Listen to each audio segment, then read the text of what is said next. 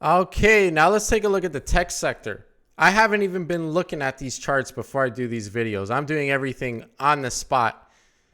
So let's see. Sometimes it's good to take a little bit of time with the charts, but I'm quite quick to see things. So let's take a look. Amazon, we're getting several higher lows.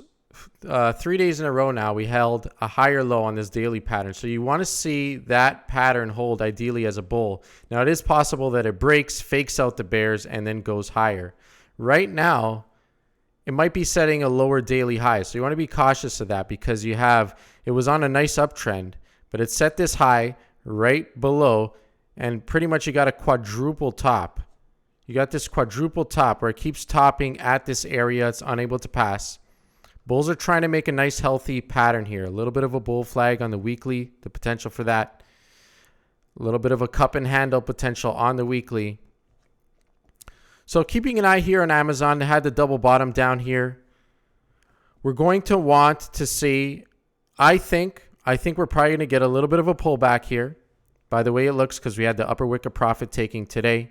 I think we'll get a bit of a pullback, break this daily high-low pattern, fake in some bears, and then bulls really want to hold this level right over here, which is around 3,394. Bulls want to hold that level, double bottom off of that level, and then bounce and head to all-time highs and finally break out of this range because it's really been consolidating all the way since July in this range. And Netflix is another one. I forgot to add it to my list over here. Netflix has been in this range for all the way since July. So it almost looks very similar to Amazon. So are we going to get a break of this range, bullish, anytime soon?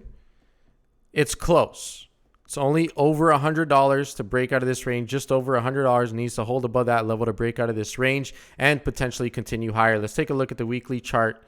We're creating some space to the upside. You can see the bands, the Bollinger Bands starting to expand and creating some room to the upside. Whereas you see there was no room to the upside here. The bands weren't expanding. I don't know exactly how it works or how that mathematical equation is calculated that makes those bands go wherever they go. But we're getting some room to the upside on those bands, so there is some space to potentially go and break those all-time highs and continue higher and break out of this range.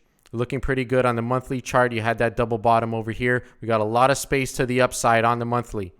So what bulls need to do, pull back, fake in some bears, suck in some bears, double bottom off of this area, and then rocket to all-time highs. That's what the bulls want to see. If we do break below this level, that will be a little bit concerning. And if we do, then we could probably be looking at 33.25, the 50-day moving average, as the next target area for Amazon.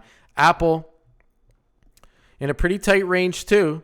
Apple is still lower than it was all the way back in January 25th, and it's still lower than it was all the way back in the end of August or September. It's still trading lower than then, so it's essentially in a very similar consolidation pattern to Amazon and Netflix. Now, I drew these lines on Apple because these are targets that I'd be looking at. Now, ideally over here, because Apple is getting a little bit overextended, see how it's getting a little bit far from the red line, the 4-day moving average. Ideally, bulls, I think, want to pull back around this area, set a nice support, consolidate, make a bull flag, and then head higher up towards this resistance trend line up here. Weekly looks interesting because it looked like a big bearish head and shoulders, but it looks like it's defying that pattern because it had this shoulder, but it didn't break. And if it was a bearish head and shoulders, then it would have likely broke over there, and it didn't break. It held that support level, and now it's headed higher, but it is getting a little bit overextended. So around here, I would expect some consolidation before potentially continuing higher. I wouldn't be entering here. I would wait for a cool off, wait for some consolidation, not chase this move. It's getting a little bit overbought on the daily. So I would wait a little bit before I decided to enter Apple or not. Google has been trading in this tight range for a while. Now, Google is not in a consolidation pattern. You see, Google is a lot higher than it was back in September and August. Back in September and August, it was around $1,500 a share, $1,600 a share, and it's nearly $2,500 a share now. So over a 50% increase on Google since then. Meanwhile, Apple and Amazon have done nothing for your money since September. Google has been on fire, and that's because social media advertising has been going way up, and that's also benefiting Facebook as well. As you see, Facebook has been on fire as well. But Google is getting a little bit overextended. It's overbought on the weekly. We're potentially getting a bearish MACD cross on the weekly. We've got the break of the highs without much follow through right now. We've got several higher weekly lows in a row on Google. Bears are going to look to break that pattern, change the pattern. We did break bearish today out of these inside bars without any follow through really. Well, it is holding this level over here, so not really a bearish break. But it's been around this level for a while. It's like bulls are just trekking along and everybody's waiting. Is the next move higher, or are we going to get a bear break? That's the question over here. I think it is a little bit overextended. It's a little bit overbought on the weekly, potentially getting a bearish MACD cross on the weekly, potentially a little bit of a rising wedge over here. It's getting in this really tight range. I would lean bearish on this move on Google at the moment.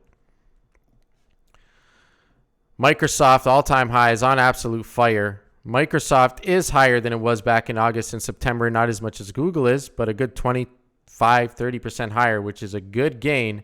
Why is Microsoft going up so much? I don't really know. I have to look more into exactly what the company's doing. I know there's Microsoft Azure. I don't know how to say it. That's been growing. I'm sure they're growing their business in many ways. When you think Microsoft, you think Windows. And that's pretty much what you think, and Xbox. Now, Microsoft is now the second largest company in the world. It's over a $2 trillion market cap. So there's a lot of money in Microsoft. It's catching up to Apple over here. Very good friends. Bill Gates and Steve Jobs created two of the largest companies in the world. Amazing. Microsoft's still looking good overall. It is overextended, a little bit overbought on the daily. A little bit of a volume, higher volume today than other days, but no signs that this move is really done yet. We got an inside bar today. A break of this inside bar might signal the short-term direction. Overall, Microsoft still looks pretty good and strong. NVIDIA, is this a rising wedge that I'm seeing here? On the hourly, it does not look like a rising wedge. It's been consolidating around this area for a while. Take a look on the 4-hour. It does look like a potential little bit of a rising wedge. I wouldn't be too confident in saying that, but there is that potential there. See, the difference between a rising wedge and a bull flag is that in a rising wedge, you tend to get these higher highs without much follow through. You see how it's hitting higher highs, but there's not much follow through. And higher lows as well. Whereas in a bull flag, oftentimes you tend to see a little bit of oftentimes, not always, you tend to see lower highs instead of higher highs. And you get this lower high pattern, lower low pattern, but no follow through on the lows, and it stays within this range. Whereas the rising wedge is rising and it's tightening. But we're not getting too much tightening on this move over here. So I wouldn't be too confident in saying that's a rising wedge at the moment. Let's take a look on the daily. Indecision candlestick today. No volume spike up here though, so I wouldn't say this move is done for sure yet, but we are hitting higher highs without much follow through. I think we'd be due for a little bit more consolidation. It is definitely overbought on the daily. The RSI is nearly 80 on the daily. You don't want to really chase this move. It's overextended on the weekly, a decent amount above that 4-week moving average. I would expect some consolidation and a little bit of a pullback in the near term. And the split, I don't know exactly when it's supposed to go through, maybe the 16th of July or something, 19th of July. Could be a little bit of a sell the news event, or if it were to keep running, but I don't think it's going to keep running until then. I think we'll consolidate, and that split, that might be a signal to go even higher after a consolidation right now. AMD has been breaking out on absolute fire, playing catch up with NVIDIA, and I was talking about that in other videos. But it's got a big volume spike today. It's quite a bit overextended. It's overbought on the daily. It's too far from the red line. We're hitting near that all-time high, clear resistance area up here. I wouldn't be buying here. If I was in AMD, I would be taking profits around this area. If we get a gap up tomorrow, then I would say especially take profits. We could gap up and then sell off towards the red line. Because if you bought here, you made some nice money.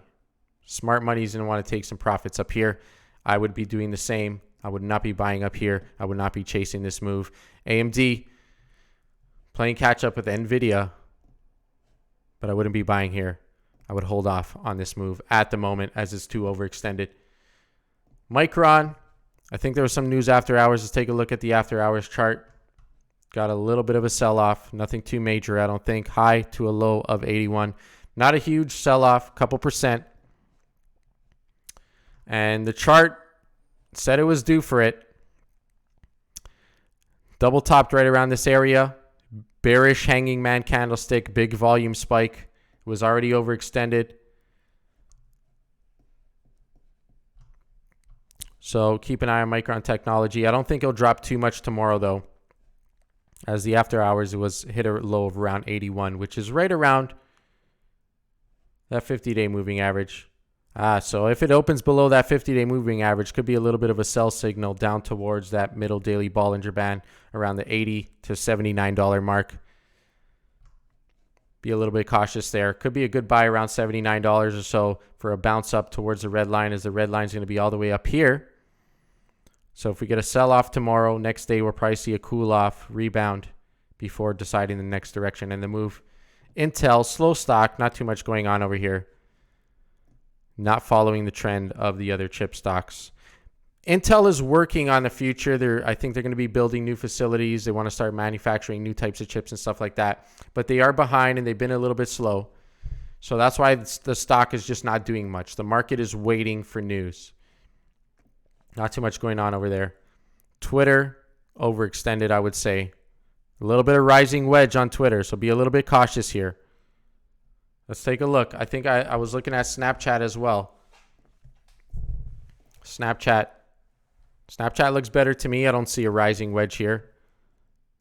Although I would still wait on this because things tend to flow together. And if there's a rising wedge on Twitter, let's take a look at Facebook.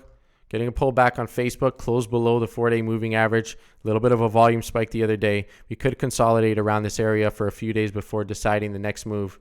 And since Facebook and Twitter are suggesting a little bit of a cool off or consolidation at the minimum, then I would think the same with Snapchat. I don't know when their earnings dates are, though. A lot of earnings are coming up soon, and that's always a risk to hold anything through earnings. Take a look at Airbnb. I think I was mentioning this the other day. Broke bearish out of this pattern, trapped bears, and it was actually the buy signal. Bulls bought that dip. Closed very strong, right above that 50-day moving average. I would think there would be some continuation tomorrow. Nice weekly pattern. Double bottom on this weekly, held at all-time low. Nice high volume at the low. Getting a nice trend here. I would anticipate a further trend move. We're getting a little bit of a bull flag here. Whether we break through that this week and head towards that 20-week moving average.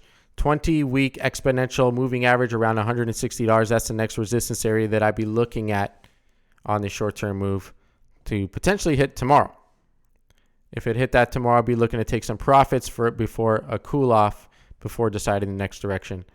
DoorDash on fire as well. A little bit of rising wedge here.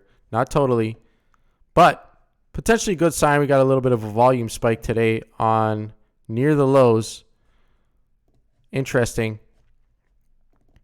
Do you want to buy after this extended move? It was a low of 110 and now it is $178. I would probably hold off on this at the moment. We're getting some spikes near these highs of volume. I would probably wait a little bit before deciding to move forward on this. It's overextended on the weekly. You see it's a little bit too much above the red line. I'd look for a pullback, some consolidation for the next couple weeks or so before deciding the next move on DoorDash. Netflix, I was showing you, similar to Amazon, although Netflix isn't near the highs, whereas Amazon is. Netflix 528, Netflix all-time high was 593. We still need around 15% or so to get that all-time high. Had this little bit of a breakout here. Now we've been trading in this pretty tight range for a few days. Is it going to break bearish and fill this gap? Or are we going to break bullish and head higher? This is a very clear resistance area because this was a big breakdown gap months ago on earnings. Investors weren't too happy with the earnings. It sold off quite hard on earnings that day. Big breakdown gap. It has not filled that gap up to this point. And breakaway gaps often struggle to get filled because it's a very clear resistance area. So bulls are looking to fill that gap and head higher. I would hold off from it at this point. Shopify consolidating more, but it has that lower high on the daily. A little bit of a double top. Bulls want to hold this low from recent low, 14.29 US. Keep in mind, I'm looking at the US tickers of all these stocks. I'm Canadian. I'm looking at the US tickers of all these stocks. Let me know in the comments whether you're Canadian or US, whether I should stick to the Canadian versions or the US versions or not. You know, Shopify, a little bit overextended. You can see it's pulling back towards that red line. That upper weekly Bollinger Band became a resistance. It's closing below that line thus far. I think we're going to get a little bit of pullback and consolidation before deciding the next move over here. It broke the all-time high without much follow-through. It's pulling back now. We got a lot of volume up here. So if we do pull back more, some money's going to be sitting in the red on Shopify. It is a little bit overextended on this move. This move was essentially a short squeeze. I talked about it a little while ago. I don't remember exactly why I said it was squeezing, but it was essentially a short squeeze. Now we're getting a potential bearish MACD cross on the daily. It was overbought. The RSI is cooling off. I'd probably hold off a little bit on Shopify, potentially look to get in on that middle daily Bollinger Band before looking for that next move and then next pump. Palantir, look at that. High volume spike over here. Now we're starting to pull back. I would probably hold off a bit. These volume spikes often signal temporary bottoms or temporary tops. So you can see, look at the bottom down here. You're getting all this volume, a lot of volume, and what happened? That was the bottom. It's been going up ever since then. Now we got this big volume spike up here. Is that signaling that temporary top over there? Since through my experience, it often does signal temporary tops and temporary bottoms, I would probably hold off. Now, volume, it really depends on the volume because it depends. Like it was already going down a lot and then there was a volume spike for no apparent reason, and that's why that signaled the bottom. But if it was in a clear pattern, up and down, like over here, this is a clear pattern, clear range, and then there's a volume spike, it's different.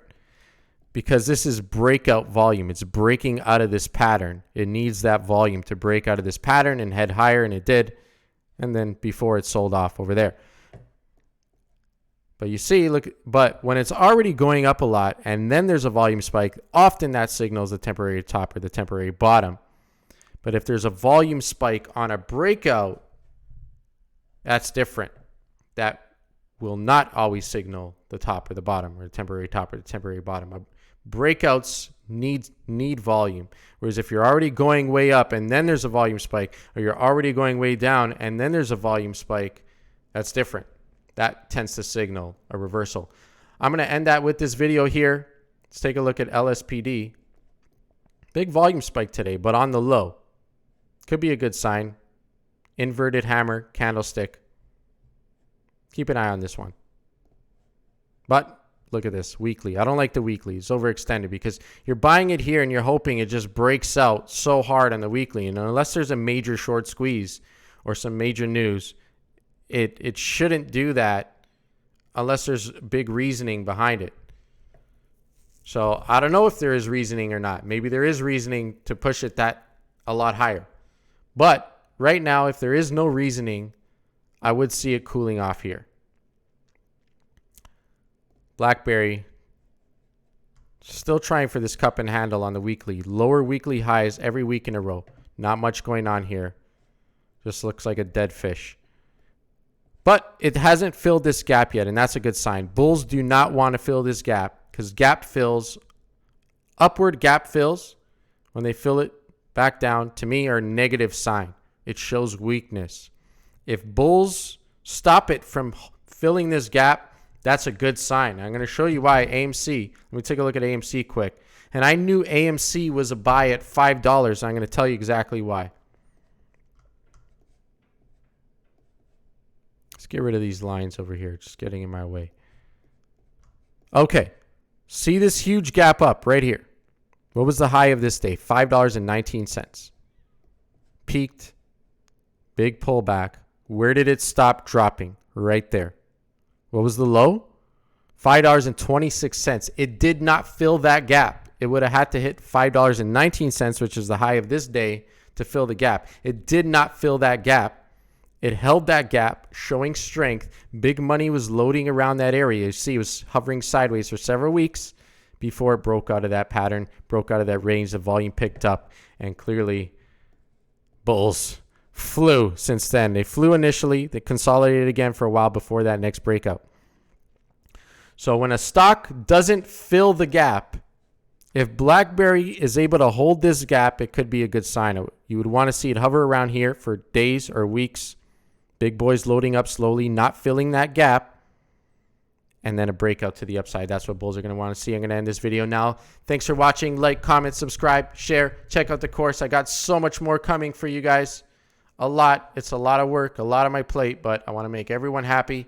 I want to take 10-bagger to the moon, BAGR. That's a future stock ticker of 10-bagger stocks, hopefully. Thanks for watching. Have a good night, guys.